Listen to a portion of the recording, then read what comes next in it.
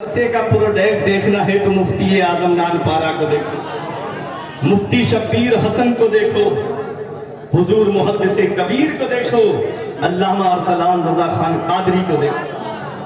ये मदरसे का प्रोडक्ट है। एक प्रोफेसर साहब मुझे मिले, बोले मौलाना मेरी समझ से तो मदरसे बंद कर देने चाहिए। सही साहब, हमने कहा क्या तुम्हें मरना नहीं है? आंखें चढ़ा के बोले मौलाना मरना किसे नहीं है, मरना किसे नहीं है, ना चाह के भी तो आदमी मर जाएगा जब आएगी मौत। नहीं है, बोले मरना किसे नहीं है। तो हमने कहा इजाजत दो, कल किसी मशहूर अखबार में इश्तिहार दे देते हैं कि जब फला प्रोफेसर साहब का देहांत हो जाए तो उनकी नमाज जनाजा कोई मदरसे का प्रोडक्ट न पढ़ाए बल्कि उनको चंद लकड़ियों में डाल करके सुना कर। आंखें चढ़ा के बोले मौलाना तो कमजोर की जोरू लगता है ना, जो आया वो छेड़ के चला गया। जिसकी घर में मुर्गी मुर्गे नहीं सुनते वो इमाम को सुनाता है आके। जिसकी बीवी उसका कहना नहीं मानती वो मदरसे के आलिमों पे आकर के गुस्सा दिखाता है। ये हाल है आज कौम का। आज आलिमों से दूर हो गए। 5 मिनट की क्लिप सुन के आदमी मुफ्ती बनना चाह रहा है। जिन मसाइल को समझने के लिए मुफ्ती खालिद रजा मंजरी साहिब किबला से आप पूछे, शोबा इफ्ता संभाले हुए हैं, आप देखें जिन मसाइल को समझने के लिए 10-15 साल लग गए उलमा को मदरसों में, आज भी ऐसे ऐसे मसाइल बहार शरीयत में हैं कि उनको समझने के लिए फतहुल कदीर फतवा रज़विया का सहारा लेना पड़ता है। वो 5 मिनट की क्लिप सुन के आया मिर्जा की और गौहर यूनुस गोबर की, और आकर के कहता नहीं हमने तो नेट पे ऐसा सुना था। अब आदमी मसला पूछता नहीं है, हजरत मसला बताता है, हम लोगों को आके बताता है। बुलेट स्टार्ट कर देता है पैर से, मस्जिद में आएगा तो कुर्सी पे बैठ के नमाज पढ़ेगा। ये हाल है नहीं है? मैं गलत तो नहीं बोला? बुलेट स्टार्ट करके आया, इतना हाई किक होता है उसका, पलट के वापस आ जाए तो पैर तोड़ देगा वो स्टार्ट करके आया जुमे की नमाज पढ़ने मस्जिद में और आगे कुर्सी पे बैठ के नमाज पढ़ रहा है। पूछा कि कुर्सी पे नमाज क्यों पढ़ रहा हो? कहते हैं ला इकराहा फिद्दीन, दीन में जबरदस्ती नहीं है। हमको मसला समझा रहा है। मुफ्ती आजम नानपारा के उर्स में आने वालों, मुफ्ती आजम नानपारा जिनके खलीफा है ना मुफ्ती आजम हिंद के, आखिरी वक्त तक मुफ्ती आजम हिंद ने खड़े होकर के नमाज पढ़ी। आखिरी वक्त तक अल्लाह अकबर, उठा के ले जाते मुफ्ती आजम हिंद को, मस्जिद पहुंचाते, लेकिन नमाज खड़े होके अदा फरमाते। लोग यूं ही याद नहीं करते इनको। अल्लाह को राजी किया है, रसूल को राजी किया है।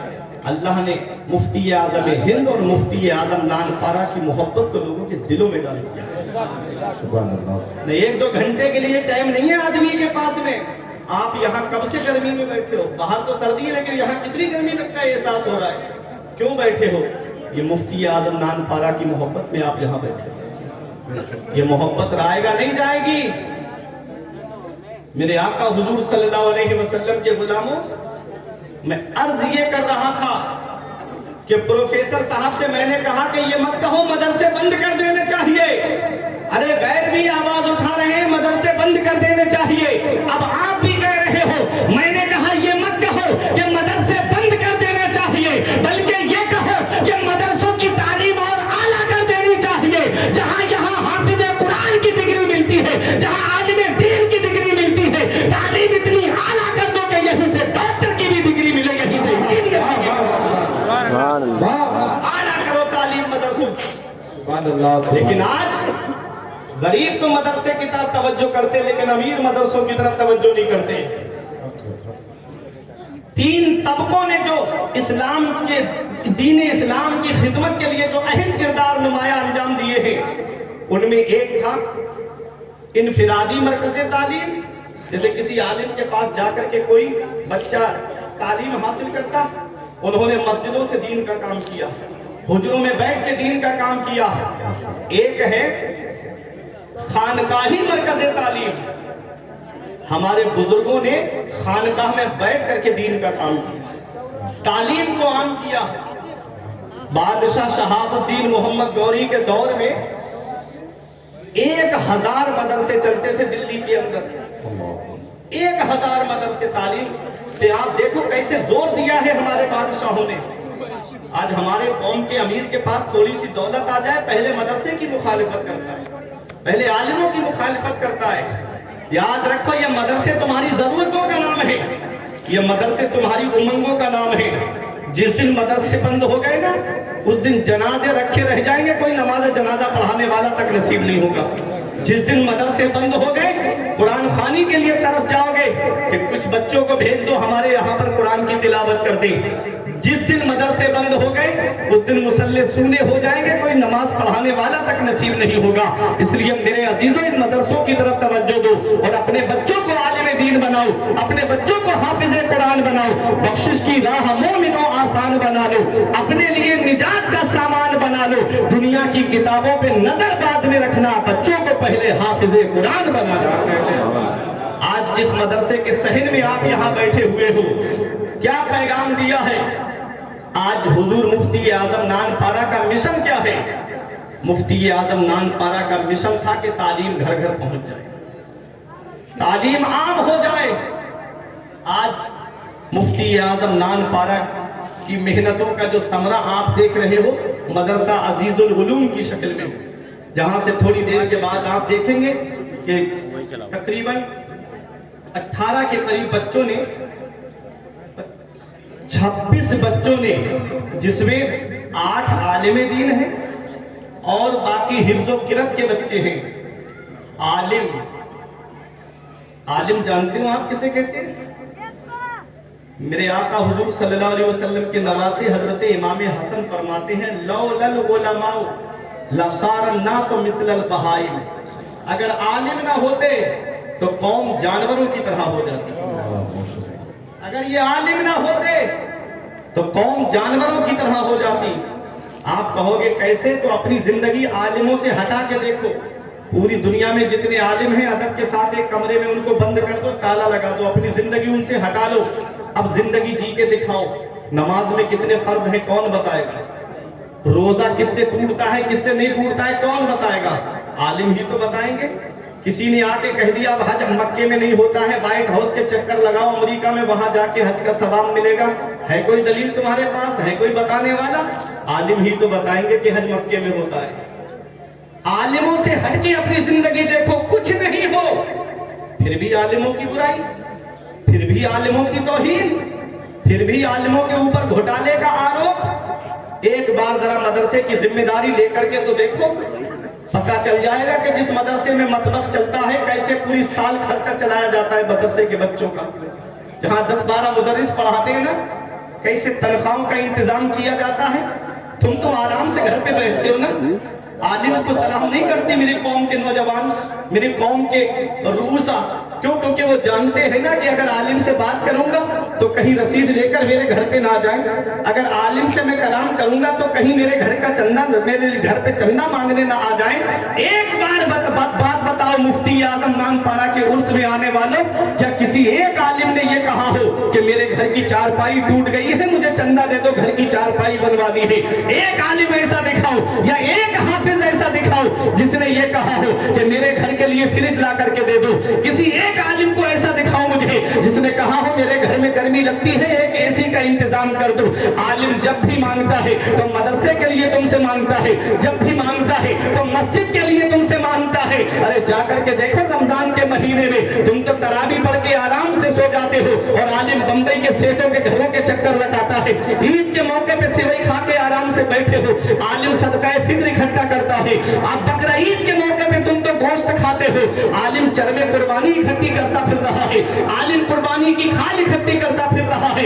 एक ही दर्द है ना कि रसूलुल्लाह की दरसगाह आबाद रहे, एक ही दर्द है ना कि ये मदरसा आबाद रहे। अरे जब वहाबियों ने सऊदिया रियाल पे पलने वाले 1-2 महीने में 3-3 मंजिला इमारत खड़ी कर ली तो मेरी कौम, और फ्री एडमिशन रखा, तब मेरी कौम के आलिम के दिल में ये दर्द जागा, कहीं मेरे बच्चे उनके मदरसे में न चले जाएं, कहीं मेरे बच्चों का ईमान खतरे में न पड़ जाए। इसलिए वो रसीद लेकर के रोड पर निकला है। ऐ लोगों याद रखो, अपने लिए मांगना जिल्लत है और मदरसे के लिए मांगना बाइस इज्जत है।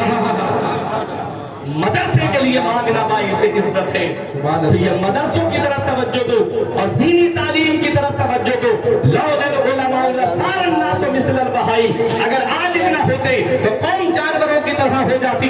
علامہ جلال الدین سیوطی علیہ رحمہ فرماتے ہیں من نظر الی وجہ العالم نظر، جس نے عالم کے چہرے کی طرف محبت سے دیکھا، خلق اللہ تعالی من تلک النظرۃ ملکا، اللہ تعالیٰ اس محبت نظر کی وجہ سے ایک فرشتے کو پیدا فرماتا ہے، یستغفر لہ الی یوم القیامہ، جو اس کے لیے بخشش اور مغفرت کی دعا کرتا رہتا ہے قیامت تک۔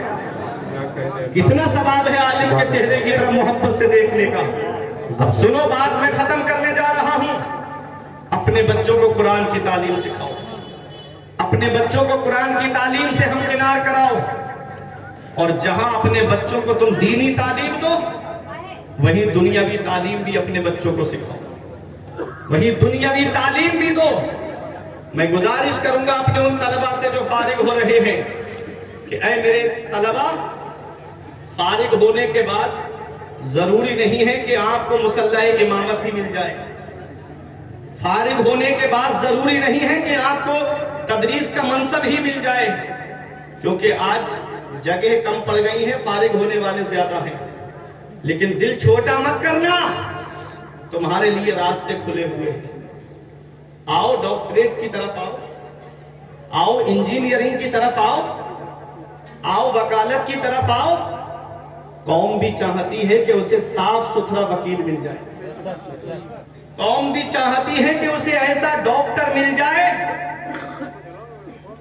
جو میڈیکل والوں سے کمیشن کھاتا ہوا نظر نہ آئے، جو 100 روپے کے لیے الٹرا ساؤنڈ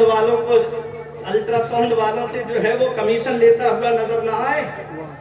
ایسے ڈاکٹر دیکھے میں نے، اللہ معاف کرے، اپنے مسلموں میں افسوس ہوتا ہے مجھے۔ ایک بچہ بیمار ہوا ہمارے پریوار کا، اس کو لے کر ہاسپٹل گئے، حضرت سید صاحب، بچہ ہاسپٹل بعد میں پہنچتا تھا، ڈاکٹر کا میسج پہلے پہنچ جاتا تھا کہ میں ایک بچہ آپ کی یہاں بھیج رہا ہوں، 30% کمیشن، معاذ اللہ۔ یہ ہے، کاش اس بچے کو پہلے حافظ قرآن بنایا ہوتا، کاش اسے عالم دین بنایا ہوتا، اس کے بعد ڈاکٹر بناتے تو وہ کسی سے کمیشن کھاتا ہوا نظر نہیں آتا۔ وہ جانتا کہ غریبوں کی مدد کرنے میں کتنا بڑا ثواب ہے، وہ جانتا کہ غریبوں کا ساتھ دینے میں کتنا بڑا ثواب ہے۔ اگر تمہارے بچے قرآن و حدیث پڑھنے کے بعد میں انجینئر بنیں گے تو وہ مولوی جیسے پلوں کو پاس نہیں کرائیں گے۔ جب بچے قرآن و حدیث کا علم حاصل کرنے کے بعد میں اگر پروفیسر بنیں گے تو کسی سے گھوس لیتے ہوئے نظر نہیں آئیں گے۔ آؤ میرے طلبہ، انجینئرنگ کی طرف آؤ، ڈاکٹریٹ کی طرف آؤ۔ ارے تم سے اچھا ذہن کس کے پاس ہوگا؟ تم سے اچھی عقل کس کے پاس ہوگی؟ تم سے اچھی سوچ کس کے پاس ہوگی؟ ارے 17 لاکھ حدیثیں یاد کرنے والے ہمارے اندر موجود ہیں، 2 لاکھ موضوع حدیث یاد کرنے والے، تاکہ اگر کوئی موضوع حدیث بیان کرے تو ہم اس کا منہ پکڑ سکے، وہ ہمارے اندر موجود ہے۔ ارے تم نے دیکھا نہیں امام اعظم ابو حنیفہ کے پاس میں ایک عورت، بیوہ عورت، اپنے چھوٹے سے بچے کو لے کر آئی، کہا حضرت میرے بچے کا داخلہ اپنے مدرسے میں لے لو۔ بچہ بڑا خوبصورت تھا، بچہ بڑا حسین تھا۔ میرے امام نے سوچا کہیں ایسا نہ ہو یہ بچہ آزمائش کا سبب بن جائے، کیونکہ کچھ خوبصورت بچے فتنے کا باعث بن جاتے ہیں۔ اس لیے میرے امام نے حکمت عملی سے کام لیا، فرمایا مائی میرے مدرسے میں ان بچوں کا داخلہ لیا جاتا ہے جو بچے قرآن حفظ کر کے آتے ہیں، جو بچے قرآن کو حفظ کر کے آتے ہیں۔ ماں کا دل ٹوٹ گیا، ماں کی آنکھوں میں آنسو آ گئے۔ تڑپتا ہے کوئی بچہ تو ماں کا دل تڑپتا ہے، اور جب ماں تڑپتی ہے تو پھر زمزم نکلتا ہے۔ بیٹا ایسا وفادار تھا، ماں کا چہرہ دیکھا ماں رو رہی ہے، کہا ماں کا ہاتھ پکڑ کے کہا ماں اب چل، اب قرآن حفظ کر کے امام کی درسگاہ میں آئیں گے، چل میری ماں اب قرآن حفظ کر کے امام کی بارگاہ میں آئیں گے، یہ علماء دعاؤں سے نوازیں گے۔ 7 دن کے بعد میں، 1 ہفتے کے بعد میں، مائی پھر سے اپنے بچے کو لے کر کے میرے امام کی بارگاہ میں پہنچی، کس کی؟ امام اعظم کی بارگاہ میں پہنچی۔ میرے امام نے دیکھ کے فرمایا مائی میں نے نہیں کہا تھا کہ میرے مدرسے میں ان کا داخلہ لیا جاتا ہے جو بچے قرآن حفظ کر کے آتے ہیں؟ میں امام کی بارگاہ میں وہ عورت عرض کرتی ہے کہ امام حافظ قرآن بنا کے لائی ہوں، حافظ قرآن بنا کے لائی ہوں۔ میرے امام نے اس کی طرف دیکھا، اے اور سے مفتی اعظم نان پارا میں آنے والوں، 7 دن میں جو قرآن کو حفظ کر لیتا ہے وہ کوئی اور نہیں، اسی کو دنیا امام محمد کے نام سے جانتی ہے، جنہوں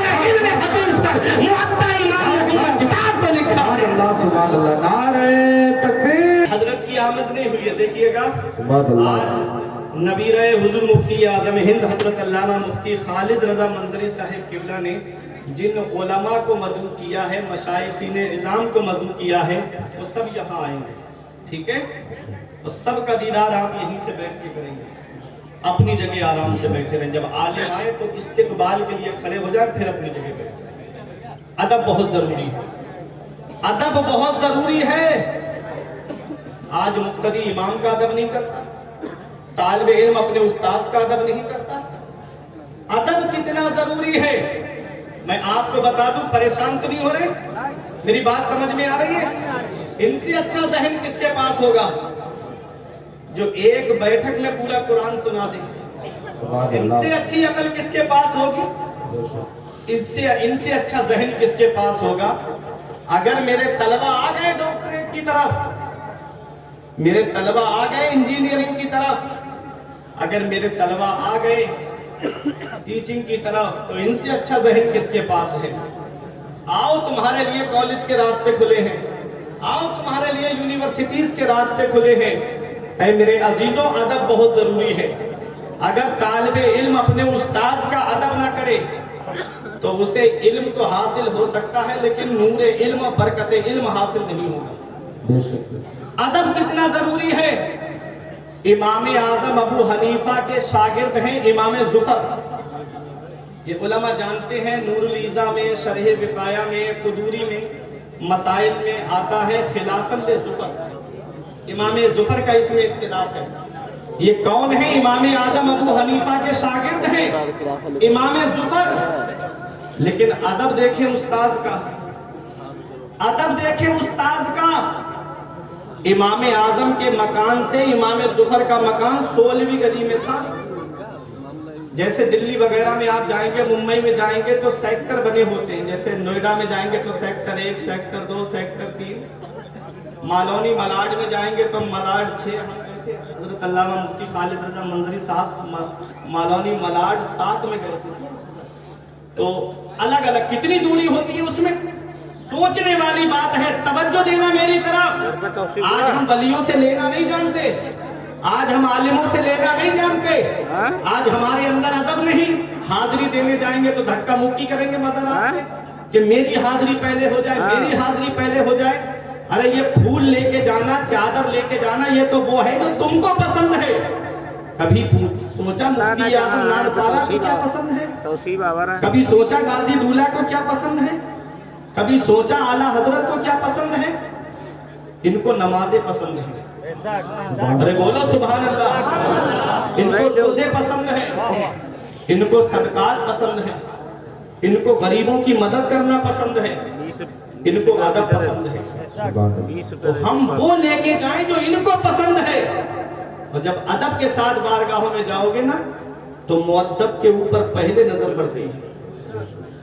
امام اعظم کے شاگرد ہیں امام زفر، 16ویں گلی میں گھر ہے۔ کوفے میں کتنی دوری ہوگی امام اعظم ابو حنیفہ کے مکان سے امام زفر کے مکان کی؟